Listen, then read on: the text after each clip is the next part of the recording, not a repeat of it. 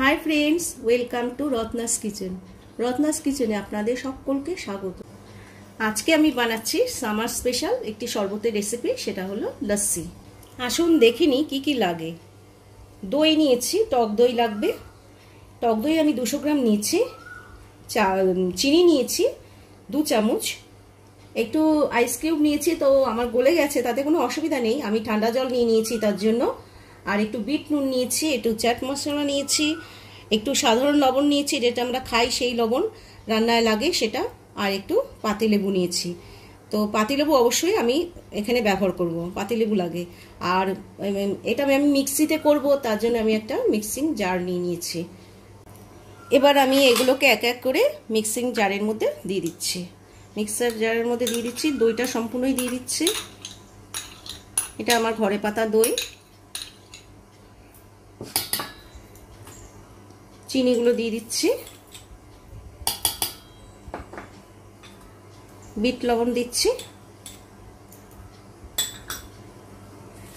এমনি সাধারণ লবণটাও দিয়ে দিচ্ছি, টেস্ট অনুযায়ী আপনারা দেবেন। আর লেবুটা দিয়ে দিচ্ছি।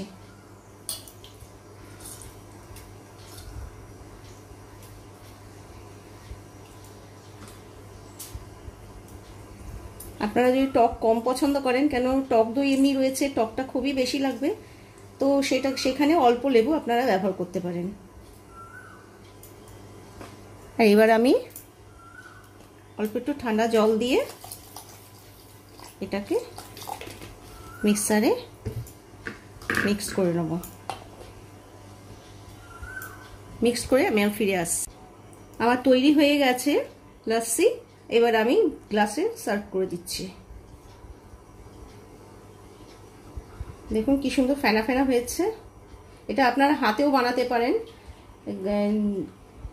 ঘুটনি থাকে, সেই ঘুটনি দিয়ে আপনারা ঘুটে এটাকে বানাতে পারেন, বা ডালের কাটাও ব্যবহার করতে পারেন।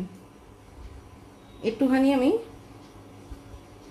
মশলা দিয়ে দিচ্ছি, চাট মশলা। এখানে আপনারা জিরে গুঁড়ো, ভাজা জিরে গুঁড়োকেও দিয়ে দিতে পারেন, অল্পই দেব। একটু স্ট্র দিয়ে দিচ্ছি।